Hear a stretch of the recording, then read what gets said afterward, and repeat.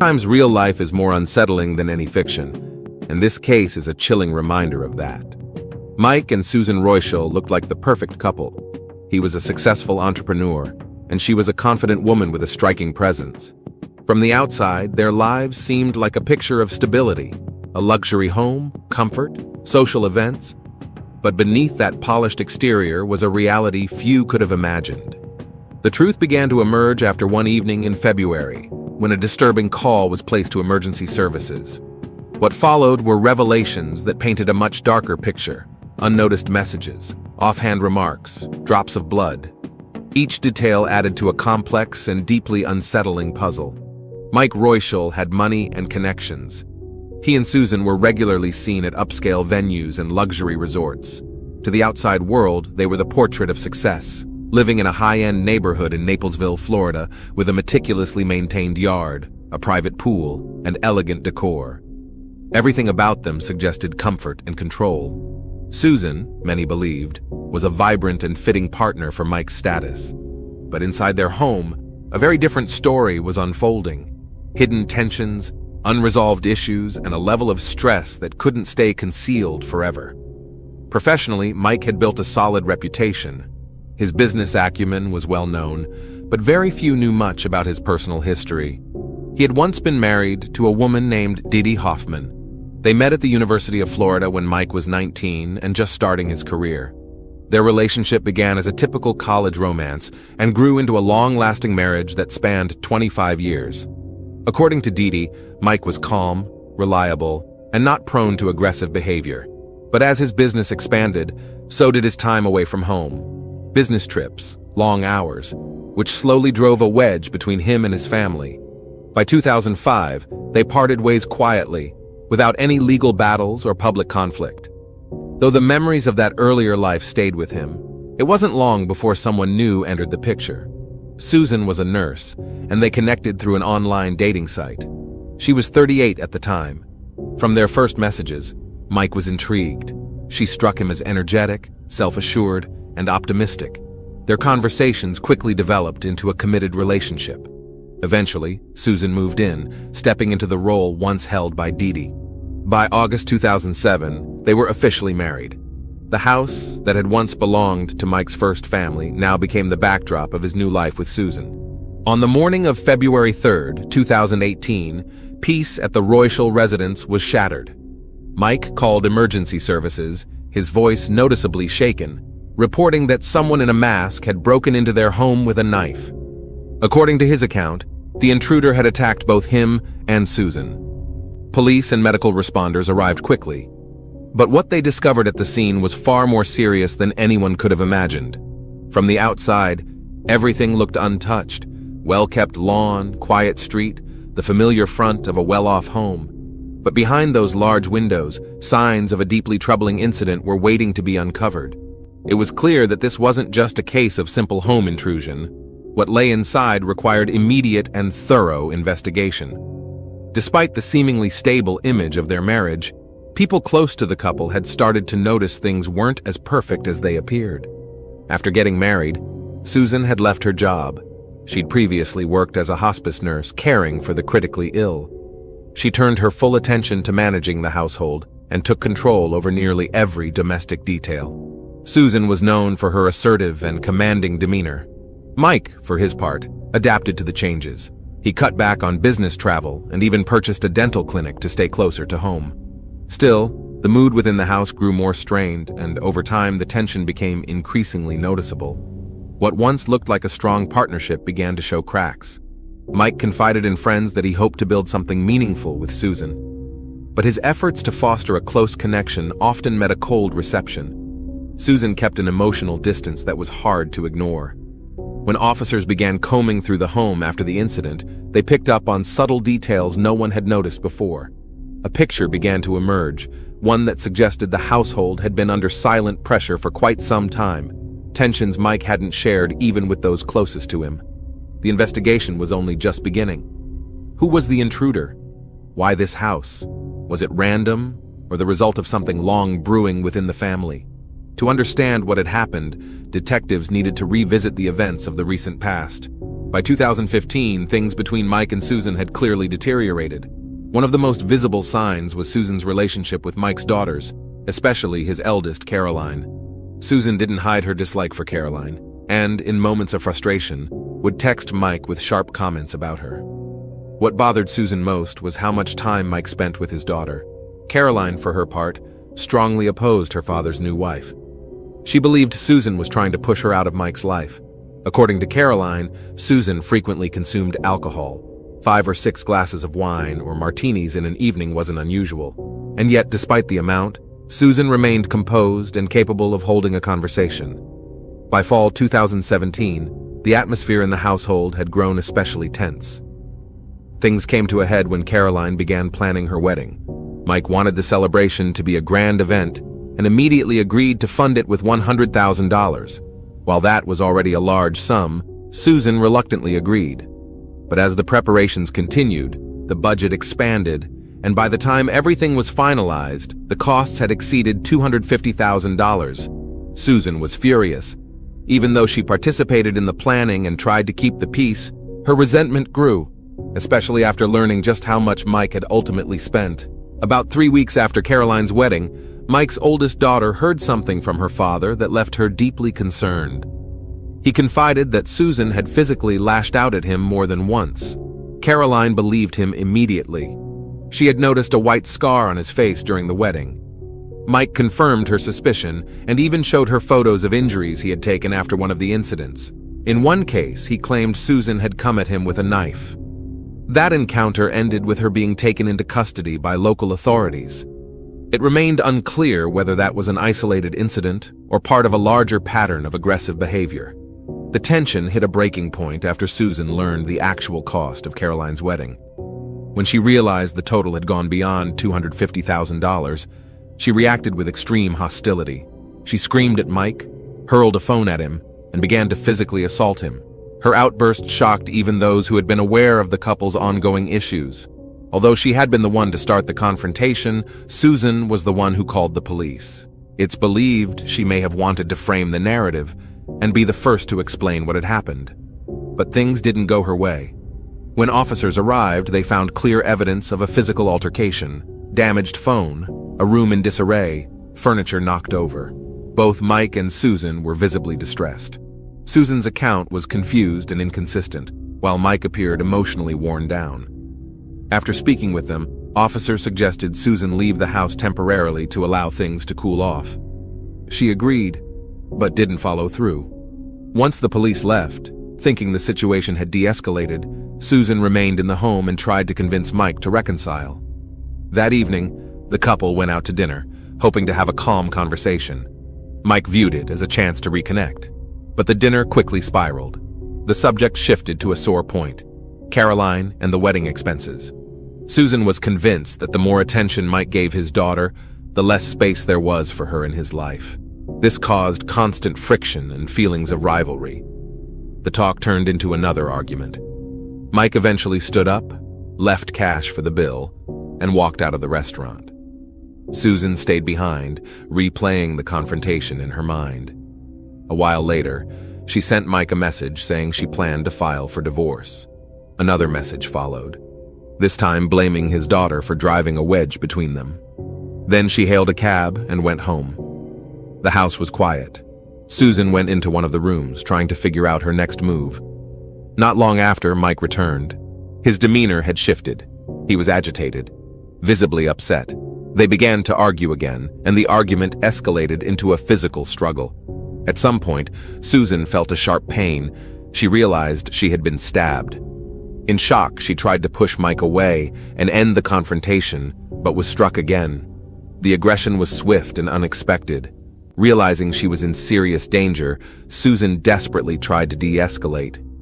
She began saying whatever she thought might calm him down. She promised not to go through with the divorce, not to leave him. She hoped those words would shift the course of what was happening. For a moment, Mike paused. Then, seemingly trying to take control of the situation, he put the knife away, began packing a bag, and proposed staging a break-in. He told her they'd tell the police that a masked stranger had broken into the house.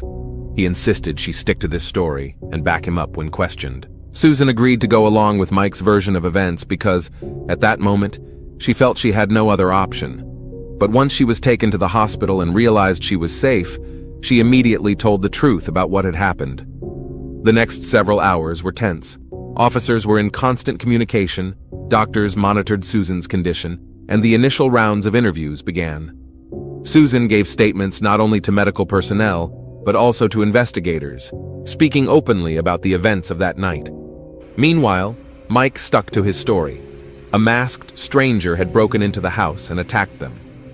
To support his claims, he deleted footage from the home's security cameras, likely an attempt to erase any trace of what had really occurred. When police revisited the house for a second inspection, they found no signs of forced entry. All windows and doors were intact, and the locks hadn't been tampered with. This immediately raised doubts about Mike's version. He responded by suggesting the doors may have been left unlocked, giving someone easy access during the night. On the surface, it sounded plausible, and for a short time, investigators considered the possibility. But soon, surveillance footage from the restaurant where Mike and Susan had dined that evening surfaced. The video clearly showed them leaving separately, avoiding each other and not speaking. Once they returned home, they went into separate rooms. These visuals contradicted the idea of an outside intruder and raised even more questions. As more facts came to light, the investigation began pointing away from a random attack and toward a domestic conflict that had spiraled out of control. Mike's account seemed less and less credible. Despite his insistence, the statements, physical evidence, and footage were beginning to reveal a very different narrative. Behind the calm exterior of their home was a situation far more volatile than anyone had imagined. These new developments shifted the direction of the entire case. After Mike Royshell was arrested, his first move was to call his daughter. In his call to Caroline, he urgently tried to convince her of his innocence. He spoke with determination, asking her to contact his attorney and help him. He made it clear that her support could be critical to how he was perceived both legally and publicly. For Mike, Caroline was the one person whose opinion might truly sway the outcome of his case. But everything that had happened over the previous weeks didn't align with the image of the Mike people knew. A composed, successful businessman with a solid reputation. News of his arrest spread quickly. It wasn't just a topic of family discussion anymore. It was on the lips of coworkers, friends, and even his ex-wife. Those who had known Mike for years were stunned. Dee, who had spent 25 years by his side, admitted she couldn't reconcile this version of events with the man she knew. She described Mike as kind, balanced, and never prone to aggression. To her, the idea of him being involved in such a serious incident felt impossible. Others echoed her view, describing Mike as logical and calm, even in high-stress situations. That made it all the more shocking that he now stood at the center of such grave allegations. The prosecution's case was direct.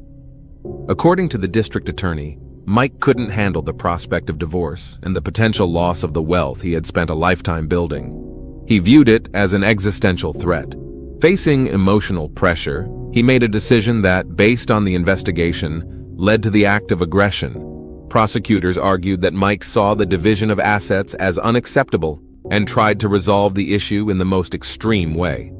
Now, the defense had the difficult job of convincing the court that what happened was the result of an outside attack. According to Mike's lawyers, Susan's injuries were not the outcome of deliberate harm, but of an unintended chain of events. They maintained that the intruder theory remained the most reasonable explanation. At the first court hearing, held in mid-February, Mike publicly shared his account of what had happened for the first time. He confirmed that on the evening of February 2nd, he and Susan had a heated argument at a restaurant. They returned home separately and went to their respective rooms. According to Mike, after some time passed, he calmed down and decided to go to the guest room to make peace. There, he claimed, he found Susan kneeling by the bed, holding a knife. She appeared highly distressed, and Mike said he was afraid she might harm herself. He explained that he tried to convince Susan to put the knife down, but she refused. What followed, he said, was more of an emotional struggle than a violent one. Mike claimed that during the scuffle, the knife accidentally grazed her abdomen. He himself sustained cuts when the knife slipped from her hands. From his perspective, it was a tragic accident that occurred during his attempt to stop Susan from engaging in self-harm. But Mike's story quickly began to show cracks. He claimed that after the incident, the two sat on the bed and talked for a long time about their plans, vacations, and the future. He described it as one of their most heartfelt conversations in recent memory. That detail raised eyebrows. The idea that two people, injured and covered in blood, would sit calmly discussing travel plans felt far-fetched to investigators and courtroom observers alike. Meanwhile, the investigation continued. According to police reports, traces of blood weren't limited to the bed. They were also found on the floor, walls, and the bathroom mirror. Investigators also documented the presence of vomit and human waste, which made the scene especially grim. Mike could not provide a convincing explanation for these findings. All of it clashed with his narrative of a brief accidental altercation, and instead suggested a far more intense episode. During the hearing, Mike also mentioned that their dog jumped onto the bed at one point, briefly distracting him. It was then, he claimed, that Susan grabbed the knife again and cut her wrists. She was crying and said she was terrified of going to jail and didn't know how to handle everything. Mike testified that at that moment, he realized he had to act to keep the situation from spiraling further. He turned off the home's security cameras to prevent any recordings of the incident and later contacted emergency services, reporting a break-in by an unknown intruder. But his account began to crumble when investigators cross-checked his statements with recovered surveillance footage. Despite his efforts to delete the videos, some clips had been saved. The footage showed a tense atmosphere in the house even before the incident. No signs of a break-in or an unknown person entering the property were found. This directly contradicted Mike's version of events. Forensic reports revealed that Susan's injuries had not been random. The knife wounds were deliberate and clean, not the result of a chaotic struggle. The evidence of aggressive behavior that Mike had tried to downplay suggested that while a confrontation did take place, it was not aimed at preventing self-harm. Given these findings, the court began to view the prosecution's theory as the more plausible one. The story of a masked intruder was falling apart. Additional questioning only strengthened that impression. The atmosphere in the courtroom became increasingly tense. Mike's attorneys attempted to reframe the narrative, portraying him as someone trapped in a toxic relationship. They referenced Susan's prior arrest for domestic aggression and submitted text messages from her phone containing threats and accusations against Mike. The defense's strategy focused on depicting Mike not as an aggressor, but as someone under extreme pressure who acted in self-defense. However, mounting evidence suggested the events of that night stemmed from a conflict that escalated into physical aggression, and that Mike's account didn't fully align with the facts. One of the key elements of Mike's defense strategy centered on his anonymous posts in online forums, where he shared personal stories with other men who claimed to have experienced domestic aggression. In those posts, Mike described his home life as a constant source of stress and conflict. He complained about Susan's frequent accusations of infidelity, even though there was no evidence, and said she demanded he cut ties with his daughter. The defense used these posts to argue that Mike was living in an emotionally damaging relationship and could have been the target of an assault himself. This version gained some traction. Susan's own messages included troubling statements. She wrote about feeling hopeless, mentioned thoughts of self-harm, and admitted she didn't know how to cope with her situation. Mike's legal team presented these texts as evidence that Susan might have staged an incident in order to pressure her husband. However, Susan's legal team took a firm stance in response. She denied all accusations of aggressive behavior and posed several direct questions to the court. If Mike was truly the victim, why didn't he contact law enforcement? Why didn't he leave a relationship he described as terrifying? And why, if he was focused on the truth, did he invent a story about a masked intruder? These questions were powerful because they highlighted inconsistencies in Mike's actions and called his credibility into question. To strengthen their case, Mike's attorneys brought in a forensic analyst who had examined the blood evidence found in the guest room. The analyst concluded that the pattern and angle of the blood splatter suggested the injuries occurred around 3 a.m. This timeline aligned with Mike's testimony and conflicted with Susan's, who said the incident happened closer to midnight while she was asleep. Forensic medical experts also testified that cuts of that nature on the wrists could lead to fatal blood loss within an hour if untreated. The fact that Susan survived, the defense argued, supported Mike's version that the injuries occurred shortly before emergency services were called. But soon, serious concerns about the forensic expert's credibility emerged. It was revealed that his professional license had previously been temporarily suspended due to ethics violations. Worse, he had been implicated in a criminal case involving the illegal possession of human remains. Authorities had discovered human organs, including hearts and a brain, in his personal refrigerator. These revelations seriously undermined his credibility and cast doubt on all his conclusions in this case. Susan's legal team responded immediately. Her attorneys argued that the blood spatter patterns clearly indicated a series of deliberate knife strikes, not accidental or self-inflicted wounds. According to them, Mike maintained full control during the confrontation, preventing Susan from defending herself. In court, Susan demonstrated how, as she claimed, Mike placed the knife in her hand to make it appear as though she had harmed herself, and then inflicted wounds on his own body to support his version of a mutual struggle. Additional findings from the investigation only deepened the doubts surrounding Mike's story. It was uncovered that months before the incident, Mike had been actively messaging women on dating platforms.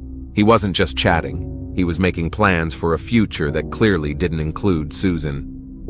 These messages became a critical point in Susan's defense, showing that Mike had already emotionally checked out of the marriage and had misled everyone by claiming he was trying to save it. The prosecution argued that the attack wasn't spontaneous. It was a calculated attempt to remove Susan from the picture and avoid the financial fallout of divorce.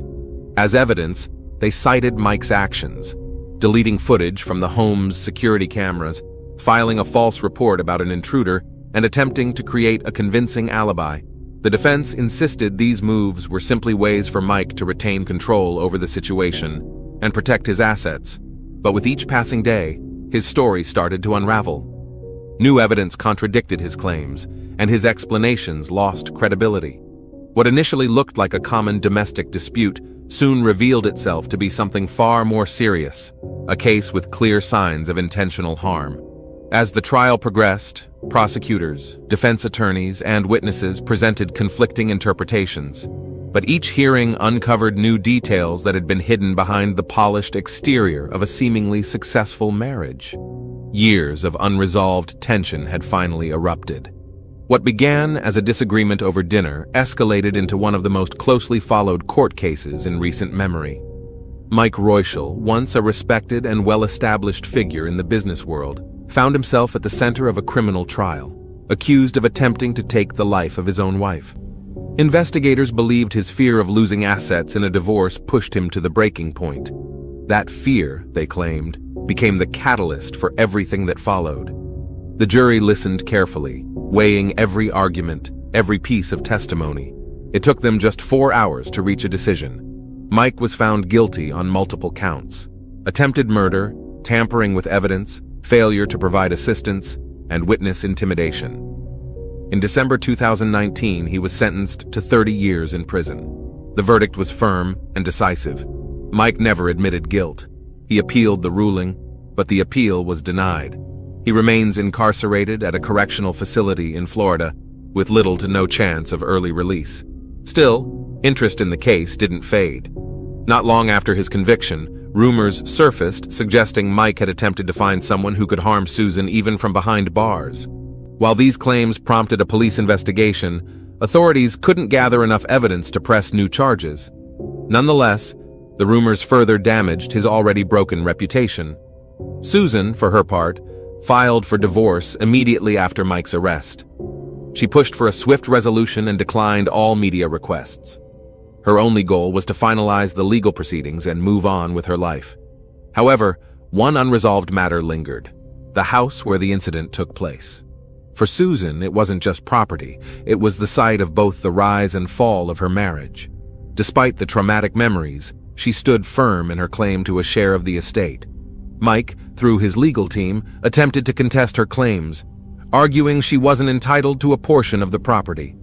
The dispute continued, even as he served his sentence. For Susan, the fight over the house was less about money and more about closure. To her, it symbolized the end of a dark chapter she was determined to leave behind.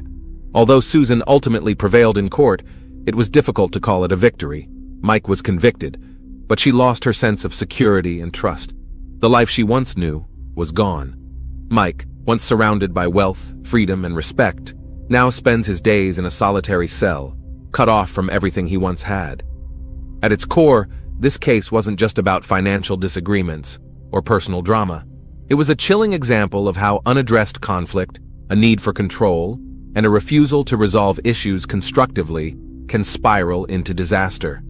Lies, cover-ups, and manipulation destroyed both of their lives. Mike paid with his freedom, and Susan with her peace of mind. This story doesn't offer easy answers. Who suffered more? Who was truly at fault? These questions continue to spark debate. But one thing is clear: the consequences were irreversible for everyone involved. Thanks for watching, everyone. Your support means a lot to me, and you can help my channel grow by hitting that like button, dropping a comment, and sharing this video. Your engagement really makes a difference. See you soon.